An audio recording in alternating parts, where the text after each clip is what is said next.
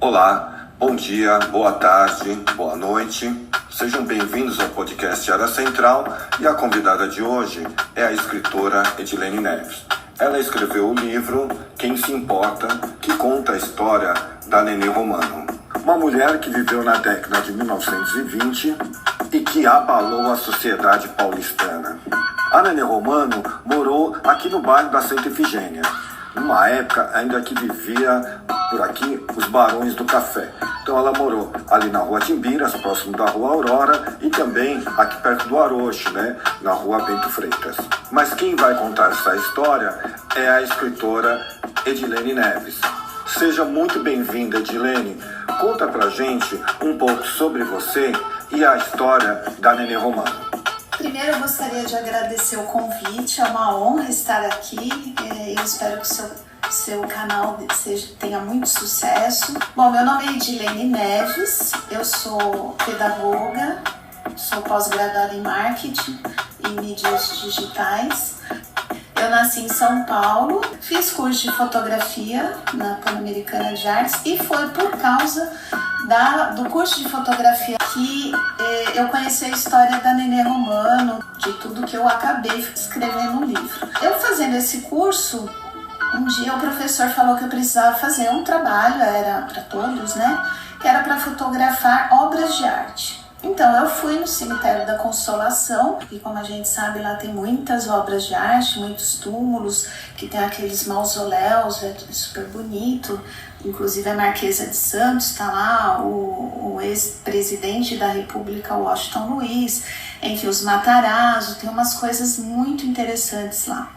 E como fui orientada pelo meu professor, eu fui pedir autorização para fotografar os túmulos. Então eu fui até a administração e lá na administração me entregaram um folheto com os principais túmulos e eles autorizaram e eu fui fotografar. Um desses túmulos era muito interessante porque era uma mulher nua em formato de interrogação com uma esfera nos pés. E esse era o túmulo de Moacir de Toledo Pisa, que esse Pisa me era familiar, já tinha escutado falar, mas eu não sabia nada sobre a história dele. Então eu fui pesquisar e foi quando eu cheguei até a Nenê Romano. No folhetinho contava resumidamente que o Moacir de Toledo Pisa tinha matado uma prostituta, a Nenê Romano, e em seguida ele se suicidou. Era o que tinha lá. E eu fui atrás, só que como tem muito tempo, tinha pouca matéria assim na internet, Se você pesquisar, tem meia dúzia de coisinha ali falando sobre o Moacir e a Nenê Romano. E eu comecei a me aprofundar. Nas matérias que tem na internet, fala que ela veio da Itália. E eu não sei porquê, eu cismei que ela não tinha vindo da Itália. E aí eu fui atrás. Então eu fiz uma pesquisa em todos os cartórios de São Paulo, todos, para ver se eu descobria a certidão de nascimento dela. E assim, demorou, porque todos os cartórios, então eu tinha que pagar para todos analisarem todos os livros, porque na época era tudo em livro, não era digitalizado, E eu ia recebendo as respostas assim, não encontrado, não encontrado. E eu estava até desanimada, até que um dia eu recebi um e-mail do cartório da Liberdade, falando encontrado, localizado. Eu surtei, na hora que eu me localizava, eu fiquei maluca. Aí eu marquei com a mulher, a escrivã, e fui no cartório. E ela achou e me mostrou, então a Nenê realmente nasceu em São Paulo, no dia 25 de outubro de 1898. Quando eu achei essa certidão, eu fui atrás de irmãos. Aí eu pedi para ela pesquisar e ela achou todas as certidões dos irmãos. A Nenê teve 4 irmãos. Ela era a segunda de 5 filhos. Eu achei também a certidão de óbito da mãe dela e a certidão de óbito da Nenê e do Moacir. Então, essas certidões eu tenho todas. Eu mandei fazer para mim. A partir daí, eu comecei a pesquisar nos livros de registro da Hospedaria dos Imigrantes. E eu achei o registro do pai dela. O pai dela veio com 2 irmãos, o Luíde e o Ciríaco. E ele veio jovem e solteiro. Então daí eu entendi, a mulher não veio com ele da Itália, ele veio sozinho para o Brasil. E na certidão de óbito dizia que ela era de São Paulo, a mãe da Nenê. Quando eu fiz a certidão de óbito que eu peguei, estava lá cemitério do Araçá, quando eu consegui descobrir a certidão de óbito dela. Foi uma pesquisa grande também. Quando eu achei que não era no mesmo do nascimento, não era da Liberdade, eu vi que ela estava no Araçá. Então eu fui até o Araçá porque eu queria fotografar o túmulo dela. Inclusive, eu fiz com a minha sobrinha e o meu sobrinho, eles se vestiram de Nenê Romano e Moacir Pisa e foram até a escola e eu fiz fotografias deles como se eles fossem de chapéu, de terno. Naquela época, a minha sobrinha usou peruca Chanel, porque a Nenê usava cabelo Chanel, e eu fotografei eles como se fosse a Nenê. Então eu fiquei assim muito vidrada nessa história. Quando eu achei que ela estava no Araçá, eu fui até lá fotografar o túmulo, porque eu queria pôr todo um trabalho sobre ela. Só que quando eu cheguei lá, eu fui até a administração, porque tem muitos, né? Eu não ia conseguir localizar sem falar com eles. E eu fui na administração e o rapaz que me atendeu falou, olha, não tem como saber onde ela está enterrada, porque tem muito tempo. De 1985 para cá, tá tudo digitalizado. De 1985 para trás, é tudo nos livros. Aí eu falei, não tem como olhar no livro? Ele falou, não, porque são muitos livros e eles eram grandes e grossos, com a página já desmanchando, assim, eram vários. E eu fiquei muito decepcionada, fiquei desapontada, o rapaz foi muito gentil e ele falou, entra aqui, não é má vontade, me levou numa salinha que tinha vários livros assim na parede, prateleiras, né, com aqueles livros enormes, e tinham muitos. E ele falou, não é má vontade, pega um livro para você ver como é difícil, você vai ver que a folha é fininha e tem muitos. Aí eu falei, não, tudo bem, eu entendi. Aí ele falou, pega um só para você ver. Eu peguei e abri na página. Você tá brincando? Eu abri na página. Onde estava o registro, isso daí é de arrepiar. Mas aí eu abri assim, aleatoriamente eu abri e vi lá, Romilda Maquiavelli. Porque eu fui ler, né? Abri e comecei a ler e vi. Eu falei, não acredito, tá aqui, ela tá aqui. O cara ficou tão impressionado que ele tirou, a folha tava solta, tava se soltando, ele tirou, pegou na parede para fotografar, então eu fotografei o registro de onde ela estava enterrada.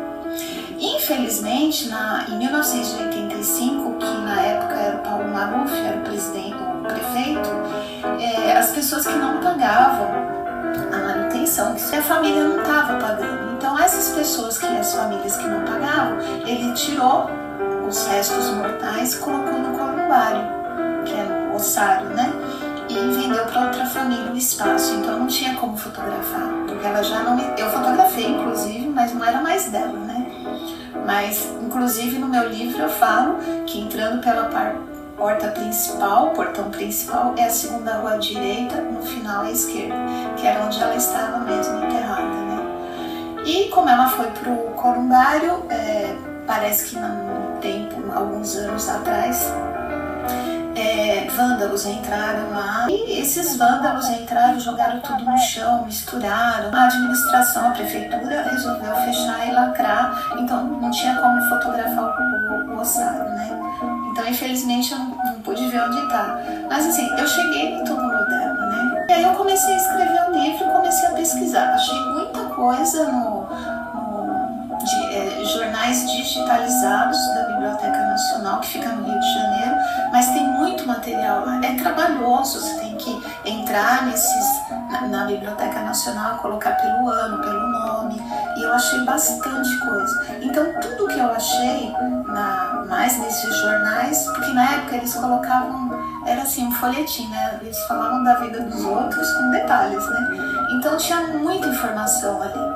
E aí eu fui juntando tudo aquilo e com as certidões de nascimento, de óbito, eu acabei achando o processo criminal dela e eu fui até lá e eu fotografei, a moça deixou, ela falou só não põe no livro, então eu não coloquei, né, fotos. Mas ali tinha muita informação, porque tinha o depoimento das pessoas que conviviam com ela. Então isso formou toda a história. Eu consegui formar toda a história. E lá também tinha o inventário do pai dela. Então eu também ouvi que ele morreu 4 anos depois dela, e os filhos, coincidiu que estava lá no inventário, bati exatamente com as certidões de nascimento que eu achei, então eu consegui formar. Você chegou a falar com algum... Não achei ninguém da família, não achei ninguém. Tem inclusive um curta-metragem sobre ela, não sei se você já viu, que chama Desatino, que inclusive foi uma das minhas pesquisas. Eu assisti várias vezes, é do Dimas de Oliveira Júnior, um cineasta. E quando foi lançado esse curta-metragem, foi feito na Casa das Rosas, ali na Paulista. E parece que um sobrinho dela foi assistir, porque eu conversei com o Dimas depois, né? E ele se apresentou e agradeceu o Dimas, falou que tinha sido muito bom. E ele pediu um minutinho e falou, alguém estava falando com ele, quando ele virou a pessoa já tinha ido embora. Então ele não pegou o endereço, não pegou o telefone, não pegou nada. Isso foi em 2008. E ele disse que era um senhor, então ele acha que ele já não deve estar mais vivo, né? Então eu procurei, eu entrei naquele Meritage, eu não sei se é assim que fala, que tem a árvore genealógica das pessoas, né? E eu coloquei o sobrenome, mandei mensagem, falei, tentei achar, mas ninguém nunca me respondeu, então acho que ela não tem familiares vivos mesmo, pelo menos não consegui. Eu sei que o último endereço dela, do pai dela não existe mais, mas do pai dela é na Rua Mazzini. E eu estive lá há uns meses atrás e bati lá no número, né? Mas a pessoa que me atendeu falou que não conhecia, que ela já tinha a casa há alguns anos, mas não tem 100 anos, né? Então provavelmente ou o pai dela morava de aluguel, ou vendeu e depois vendeu para a senhora. A pessoa que comprou vendeu para a senhora. Então também não achei. Então não tenho nem como saber se ela se ela tem ainda algum descendente, né?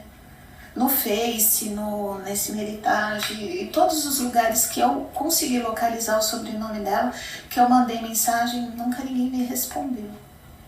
E aí eu fiquei 2 anos e meio nessas pesquisas, né? Porque aí eu fui me aprofundando em tudo que eu li, fui montando um cronograma ali de como tudo aconteceu. Então eu acho que 80% mais ou menos ali do que eu falo é verídico, porque eu me baseei em tudo que eu vi. Uma coisa ou outra é ficção, obviamente, porque não é uma biografia, né? Mas pouco para ser, porque eu coloquei um negócio mais romantizado, até para ficar interessante, a infância. E mesmo na infância, algumas coisas eu achei falando no jornal, então eu só costurei ali para poder colocar tudo. Entendi. Conta um pouquinho, sem contar tudo, né? Porque não dá para contar tudo, mas assim, para quem não conhece, né, quem ela era? A Nenê Romano, o seu nome de batismo é Romilda Machiavelli, e ela era a segunda de 5 filhos do casal Raimundo e Filomena. O pai da Nenê era italiano, ele veio com 32 anos da Itália, com 2 irmãos, conheceu a esposa aqui e depois de um tempo eles se casaram no dia 28 de dezembro de 1896. E ele vem para São Paulo. E naquela época era a época do café, né? Então tinha muito imigrante vindo do Japão, de Portugal e da Itália, especialmente esses 3 países. Os que mais vinham para o Brasil, e ele foi um desses da leva de imigrantes, e ele morava no bairro da Liberdade. Nas matérias que eu vi, diz que ele morava no Bexiga, que era um bairro italiano e tal, mas não. Ele morava no bairro da Liberdade. E ele mudou algumas vezes, né? Então eu acompanhei pelas certidões de nascimento dos filhos, onde ele estava morando cada vez que um filho nascia. E era tudo ali pelas redondezas, né? Aclimação, Liberdade, tudo ali. Ele mudava, mas era perto. Eles eram pessoas muito simples, e a mãe da Nenê era costureira. O pai eu não sei exatamente no que trabalhava. Muitos naquela época trabalhavam nas fábricas de Matarazzo, né? Então talvez. E a Nenê era costureira também. Então quando ela tinha seus 14, 15 anos, ela já trabalhava como costureira. Ela conseguiu depois um emprego no Hotel Bela Vista, que fica na Rua Boa Vista, no centro, ali perto da 15 de novembro, e ela era camareira. Então, de costureira, ela passou a camareira e, de alguma forma, ela acabou virando prostituta. Porque que na época não chamava prostituta, era cortesã, né? É mais bonito. Mas nos jornais, eles se referem a ela como mundana, que nada mais é do que do mundo, né? Uma mulher do mundo. Então, ela virou uma cortesã e ela era muito bonita e ela tinha o apelido de a mulher do pescoço de cisne. Ela devia ter um pescoço mais alongado, né? E ela tinha amantes, assim, políticos, empresários, jornalistas, pessoas, assim, ela era uma prostituta de luxo, né?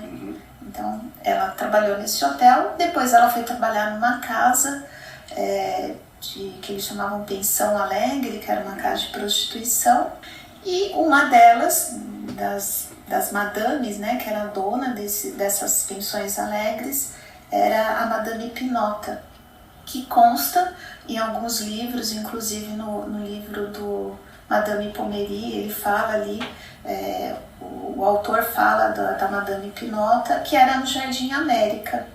Então ela trabalhou por um tempo ali no Jardim América. Como ela tinha vários amantes influentes, né, ela provocava a inveja em muitas pessoas e a raiva, né, das mulheres, porque naquela época era meio assim, as mulheres sabiam que os maridos saíam com outras mulheres que tinham suas amantes, mas fingiam que não sabiam, porque ela não era como é hoje, né? As mulheres eram mais submissas, eram donas de casa, não trabalhavam, viviam às custas do marido, então elas faziam vista grossa e ficavam por isso, mas elas tinham raiva, né, das mulheres, dessas cortesãs. Aí teve uma ocasião, a mãe da Nenê morreu, ela teve enterite crônica, que era um problema intestinal, e ela faleceu. Inclusive quem foi fazer o atestado de óbito foi a Nenê, também no cartório da Liberdade, e depois de um tempo ela acabou saindo da casa dela e foi morar nessas pensões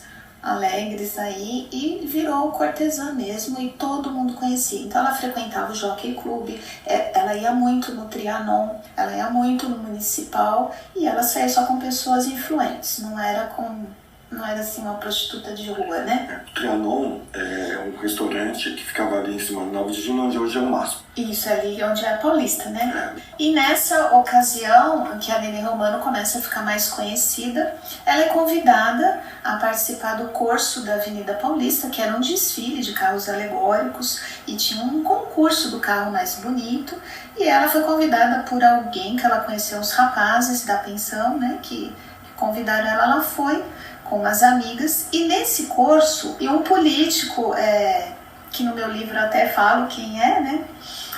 Ele se aproxima da Nenê Romano e ele joga um bilhete no colo dela. E nesse bilhete ele marcava um encontro, ela acabou não indo, né? Futuramente a gente saberia que ela acabou não indo por algum motivo.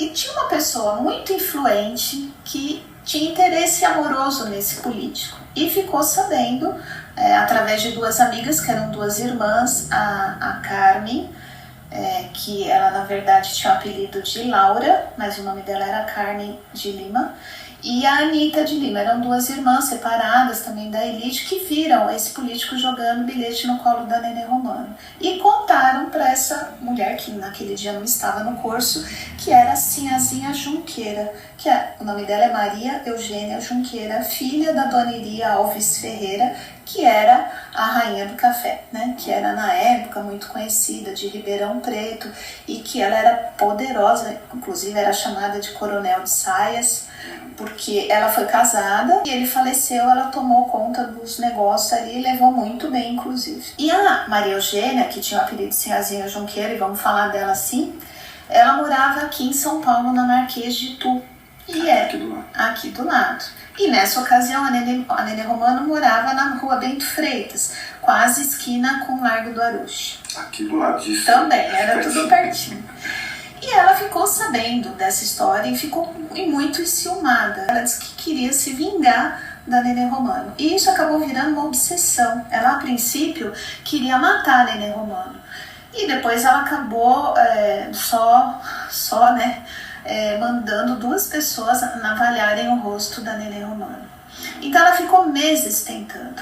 E isso eu descrevo bem no meu livro, como foi todo o processo, que a princípio ela não conseguiu uma pessoa e depois ela conseguiu, tá? E acabou acontecendo em setembro de 1918, a Nenê Romano foi visitar com a funcionária dela, que chamava criada, uma amiga no Hospital Paulista, Instituto Paulista, e na volta, eram umas 7 horas da noite, a Nenê Romano, voltando dessa visita a uma amiga no hospital, na hora que ela saiu do táxi, a criada dela estava pagando a corrida e ela foi abrir o portão e esses 2 rapazes que foram contratados pela Sinhazinha Junqueira atacaram ela, um com um porrete e o outro com uma navalha. E ela ficou muito machucada e ficou inclusive com uma cicatriz do lado esquerdo bem grande, e ela foi internada, quase morreu, mas ficou bem, não morreu, mas ficou com a cicatriz. E até ficou um tempo em casa que ela ficou com vergonha de sair. Naquele mesmo dia que a Nenê foi agredida, os rapazes que agrediram foram dar notícia para a Sinhazinha: olha, o trabalho está feito. E ela ficou nervosa, e quando ela ficou nervosa ela teve um AVC. E ela ficou com o rosto paralisado de um lado. Quer dizer, ela queria tanto deformar o rosto da Nenê Romano, e quem ficou foi ela, porque Deus é justo, né? E depois de 4 meses, ela contraiu a febre, a gripe espanhola, que estava em alta em 1919, que aí já tinha virado o ano. Ela contraiu a gripe espanhola e teve um novo AVC, porque ela estava muito debilitada.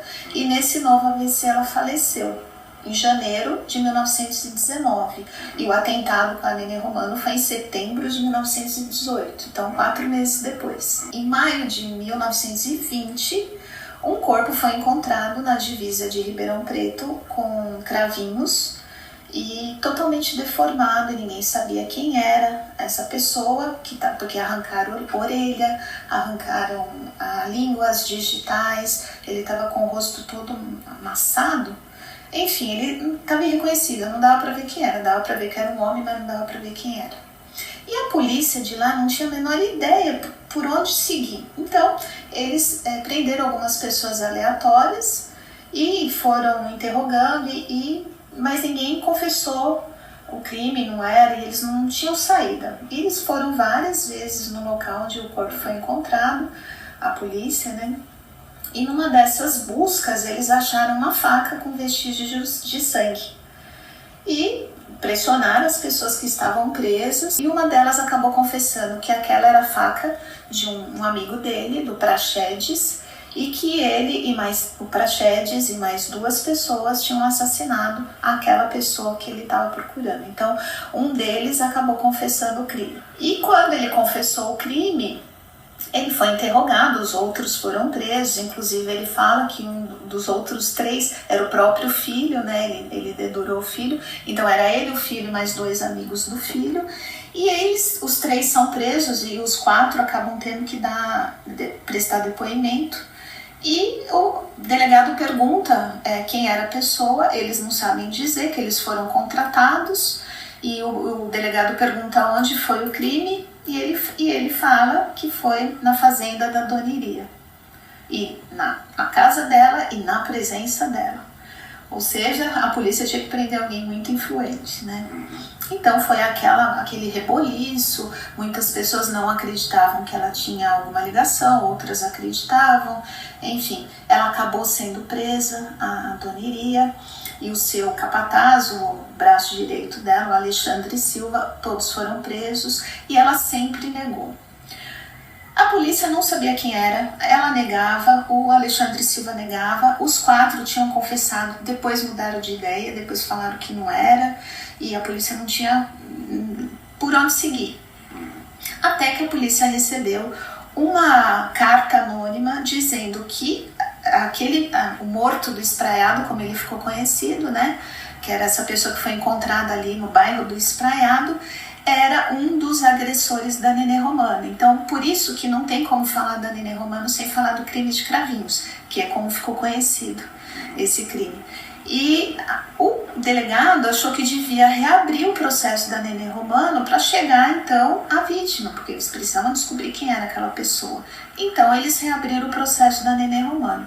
E foi nessa ocasião que a Nenê volta a sair nos jornais, porque quando ela foi agredida, ela saía muito nos jornais e todo mundo queria saber quem tinha feito aquilo com ela, e ela volta aos holofotes. E o processo é reaberto. Nessa ocasião, a Dona Iria estava presa, só que ela não ficou no presídio como todos os outros, né? Ela, como era uma pessoa influente, uma mulher de idade, ela tinha 68 anos, ela foi presa na Beneficência Portuguesa. Ela ficou internada no Hospital de Ribeirão Preto.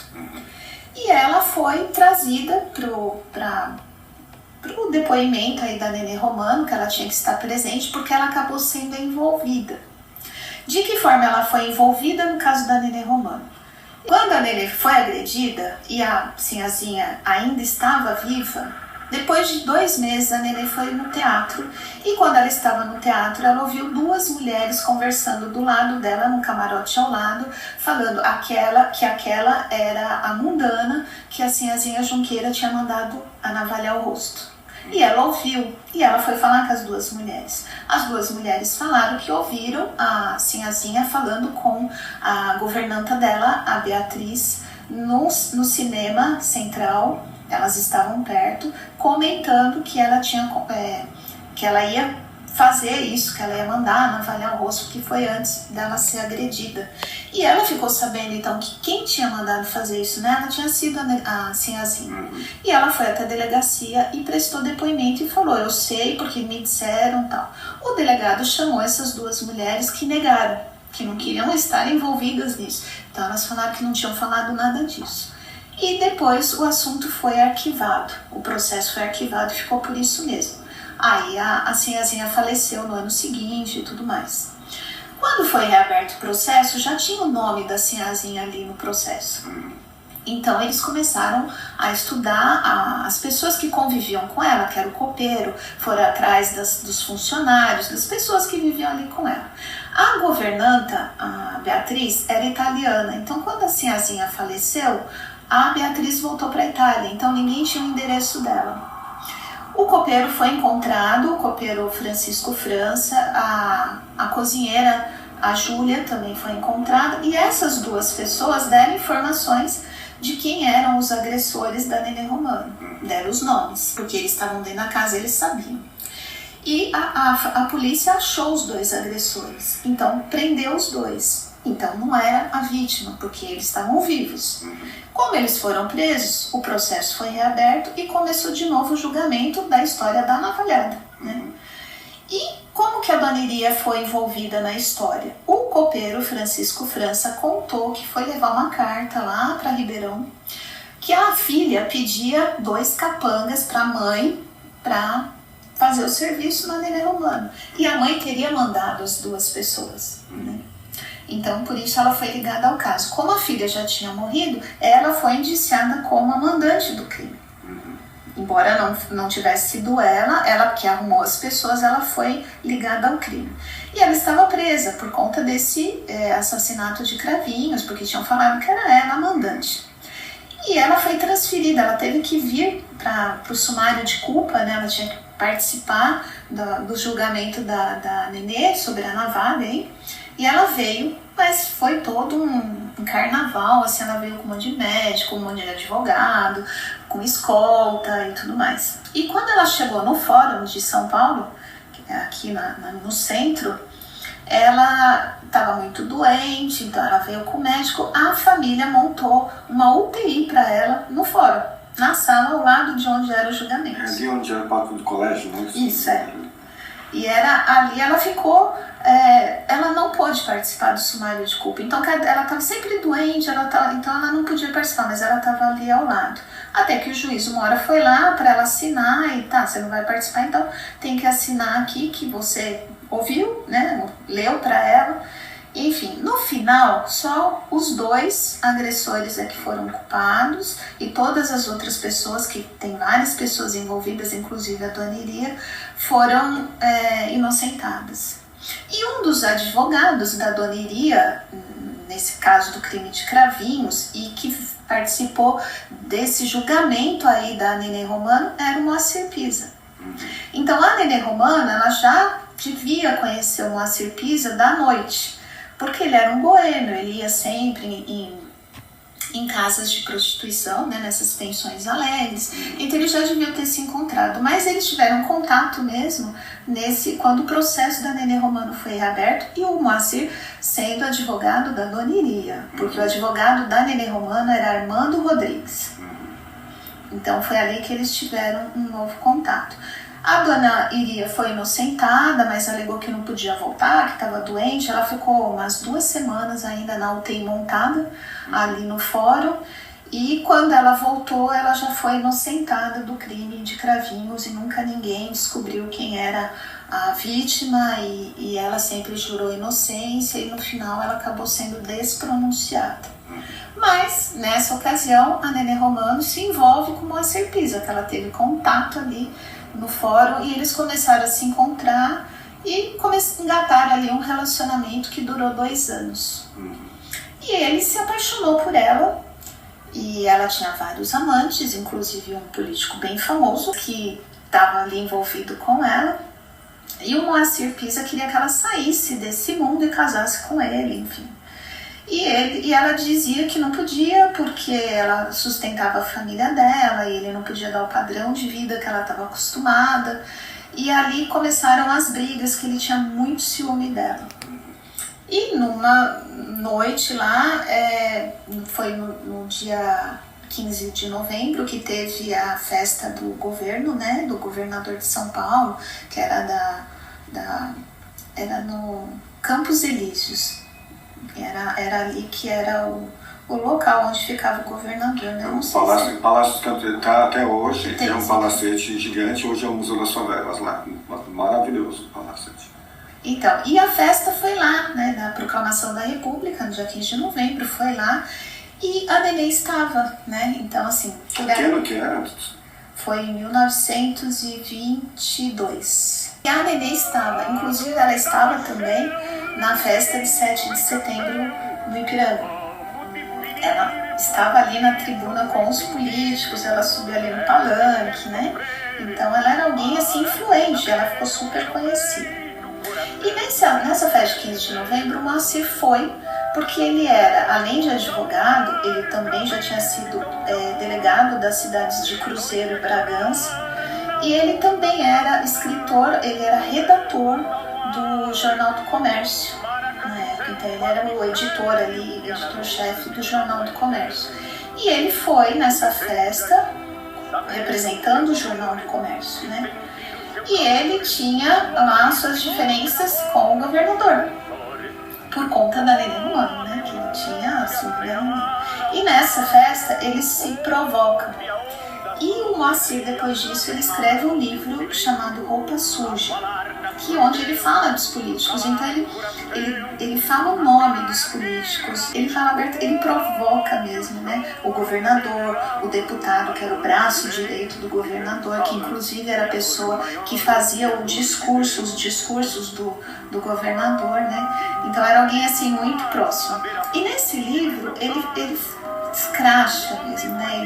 Ele fala ironizando das loucuras aí do governador, enfim.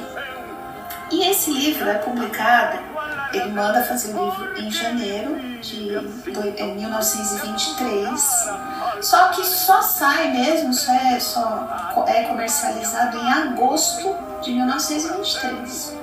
E esse livro estoura, então quando sai é um escândalo, porque no livro, além dele falar mal do governador, da administração do governador mesmo, ele insinua no livro que o governador teria uma amante, porque ele compara a Ninon de Leclos, que era a amante do Luís XVI, eu não sei, XV, acho que Luís XV, na França. Então ele faz alusão à amante do Luís XV. E então ele deixa claro que o governador era amante da mulher lá, que era uma mulher elegante, bela, quase divina e mais que tudo alegre. É assim que ele descreve a cortesã. Então ele insinua que a Nenê Romano era amante do governador, né? E isso dá um estardalhaço, uma confusão. E esse deputado, que era o braço direito do governador, chama o Moacir para um duelo de armas mesmo. Coisa absurda, né? Arcaica. Mas enfim, o Moacir aceita o duelo. E quem vai apaziguar ali é a família, os irmãos Mesquita, que era do jornal, e o filho do ex-presidente da República, o Oscar Rodrigues Alves, que era filho do Rodrigues Alves, que um pessoal vai para casa do Moacir, outro pessoal para casa desse deputado tentar apaziguar. E no final eles acabam decidindo colocar no jornal uma ata falando que a história do duelo ficou resolvido e não vai mais ter duelo. Enfim, o negócio misteriosamente acabou ali e tá tudo bem e ninguém... Não, ele só escreveu isso porque era uma sátira política, não é pessoal, não sei o quê. E acabaram que não teve. Isso foi em agosto. Quando saiu esse livro, que foi um escândalo, esse político, que era aí quem sustentava a Nenê Romano, se afastou dela e parou de dar dinheiro para ela. E ela comentou com as pessoas próximas que ela estava entrando em dívidas, porque a pessoa que sustentava, há 2 meses já não dava um tostão para ela e tinha se afastado. Então ela foi fazer um programa lá com essas 2 amigas, esses 3 rapazes, e o Moacir seguiu ela e entrou no lugar e saiu quebrando tudo e bateu nela e levou ela para casa. E ela acabou terminando com ele ali, ficou 1 semana mais ou menos. Isso já era em outubro, ela ainda ficou, depois de agosto ela ainda ficou um tempo com ele, mas acabou se afastando dele, porque ela não queria perder as mordomias desse político. E esse político não queria saber dela com ele. Ou você fica com ele ou comigo, eu não te dou mais nada. E ela acabou se afastando do Moacir. Mas o Moacir não aceitou muito bem isso. Aí, no dia do aniversário de 25 anos da Nenê, que foi no dia 25 de outubro de 1923, ela acordou cedo, isso tem no jornal, nas pesquisas que eu fiz. Ela foi na igreja da Santa Efigênia com o pai, uma amiga dela e o irmão. Foram assistir a missa porque a Nenê Romano era muito católica, ela tinha muita fé. E ela foi de manhã na igreja, depois ela foi para casa. Durante o dia ela recebeu vários presentes, inclusive o Moacir manda para ela um faqueiro de prata e um buquê de violetas. E quando ela viu o cartão, ela rasgou e ela mandou jogar as flores fora e guardar o faqueiro em qualquer lugar, e falou que era uma grande porcaria. E ela estava brigada com ele, não queria nada, ela não atendia as ligações dele, ele procurava, ela não falava, já estava 1 semana sem falar com ele. À noite ela jantou com a amiga Cristina, com o irmão Ernesto e com mais uma das criadas dela lá. E depois do jantar, o irmão foi embora, a Cristina ia dormir lá. E ela resolveu sair para passear de carro, porque ela gostava de fazer isso. Ela andava assim, ela pegava um táxi e saía dando voltas pela cidade para passear. E quando ela saiu de casa, ela morava nessa ocasião na Rua dos Timbiras, aqui no centro também. Aqui do lado. Na Rua dos Timbiras. Eu estive lá, mas depois, não tem mais. Tem a Rua Aurora aqui, próximo a Timbiras. Não, ela morava ali na Rua dos Timbiras, 118A. Eu fui procurar esse número, não existe mais. E ela saiu de casa, e quando ela saiu, o táxi já estava esperando, abriu a porta, e a hora que ela ia entrar, o Moacir apareceu do nada. E aí eles começaram a conversar ali, ela falou que não queria escândalo, não queria confusão, que ela ia passear. Ele perguntou onde ela ia, ela falou, vou passear, a gente precisa conversar. E ela falou, então entra no carro e a gente vai conversando enquanto a gente vai passeando. E eles entraram no carro e ela falou para o motorista dirigir aleatoriamente. Então ele foi entrando em rua, saindo em rua, e ele estava ouvindo a conversa e eles começaram a discutir.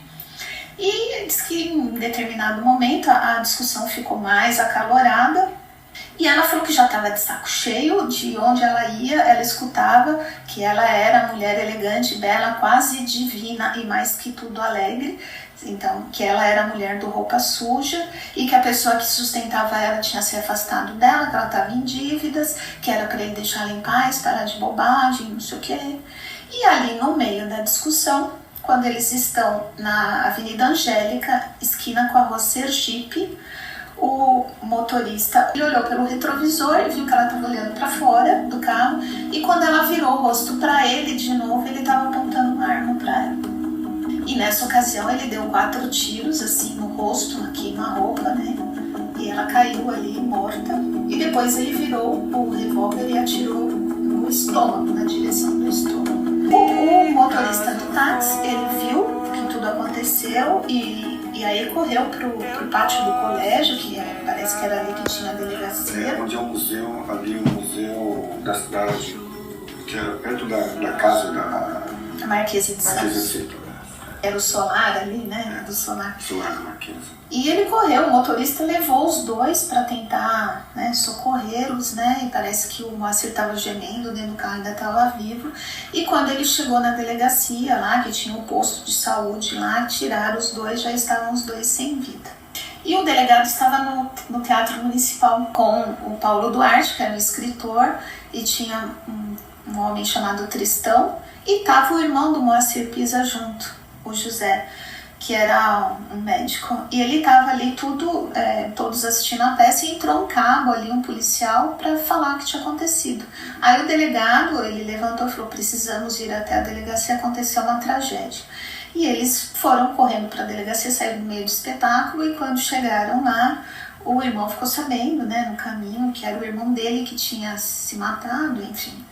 E foi aquela tragédia. Então, o Moacir foi enterrado no cemitério da Consolação, e a Nenê foi enterrada onde estava a mãe dela quando faleceu, que era no Araçá. E aí nos jornais sai o seguinte, né, que ela era uma mundana, que tinha rosto de anjo e alma de perversa, é assim que está escrito no jornal. Quer dizer, ela foi a vítima de um feminicídio e ainda ela era culpada, porque o Moacir Pisa era um ilustre advogado, ilustre redator, e que toda São Paulo está sentindo a perda, que ele se deixou influenciar por um amor com uma mulher que não devia, né, que não era para ele. Enfim, então no final ela acabou sendo culpada, como se ela que quis, né? Ela procurou a morte dela, né? É que esse assunto continua acontecendo hoje em dia, independente do que seja. Né? Assim, né? Um homem mata a mulher como se ele fosse proprietário dela. E antes disso já existia feminicídio, atualmente existe, e infelizmente eu acredito que vai existir por um bom tempo, até as pessoas se conscientizarem, né? Porque tem muita essa coisa de machismo, né? O homem é o todo-poderoso, a mulher tem que ser submissa, tem que aceitar, querendo ou não, você é minha. E é isso, você não pode ter opinião própria, você não manda nada, você tem que ficar comigo e pronto. Então é mais ou menos isso. E como ela era uma prostituta, ela foi muito mal falada. Então assim, ela merecia morrer, né? É assim que diziam. Ele não, que ele era um ilustre redator, um ilustre advogado. Tem uma rua chamada Moacir Pisa. Mesmo a Dona Iri era mulher, né? Mas ela era considerada a Coronel de Saias, né? É o apelido dela. Coronel de Saias. Então, mas ela tinha dinheiro, ela tinha poder, né? E ele não tinha dinheiro propriamente, mas ele era uma pessoa de família ilustre. Ele tinha irmão político, tio político, né? Era de uma família respeitada aqui de São Paulo. E ela era só uma prostituta, né? Então é absurdo isso, porque ela podia morrer, ele não, né? Então, agora, tem um outro lado, né, da história. É bem estranho, né? Depois do livro Roupa Suja, os dois morrerem. Depois do duelo, os dois morrerem. Não é? É um pouco conveniente, não é? Então, isso também é para parar para pensar. Mas assim, ninguém olha pelo outro lado. É muito estranho o Moacir, ele provocar políticos, ele provocar pessoas importantes, e aí ele se mata, né? Teve o duelo que acabou não dando em nada, e foi em agosto, né? 2 meses depois ele se matou, né? Matou a mulher e se matou. Então é um ponto para parar pra pensar também. Eu gostaria de agradecer a oportunidade, o convite. Gostei muito de estar aqui com você e falar sobre a história da Nenê Romano, que é um caso que me fascina muito, né? Essa história sempre me envolveu demais. E agradeço imensamente o convite. E gostaria de falar para os ouvintes aqui, quem tiver interesse em comprar o meu livro, que conta toda a história detalhada. Meu livro chama Quem Se Importa? A História de Nenê Romano. Ele está à venda na Amazon e nas minhas redes sociais. Entrar em contato comigo, que a gente combina como que eu faço para mandar o livro para quem tiver interesse. E também eu tenho um canal no YouTube onde eu falo sobre casos criminais e lá eu falo inclusive sobre o caso da Nenê Romano e detalho em outro vídeo o crime de Cravinhos, para quem tiver interesse em saber mais detalhes. E é isso. Muito obrigada e eu fiquei muito feliz de ter vindo aqui e desejo sucesso ao seu canal. Obrigado, Edilene Neves, autora do livro Quem Se Importa. Muito obrigado, Edilene. Olha, é um prazer ter você aqui como convidada e falar um pouco mais sobre essa história da Nenê Romano. Um caso de feminicídio que está fazendo 100 anos agora, né, em outubro, e que continua igual, né? O tempo passa e as coisas ainda continuam as mesmas coisas. E só para lembrar que na próxima semana tem mais um podcast Área Central, que estreia todas as quartas-feiras. Um abraço a todos, até a próxima semana.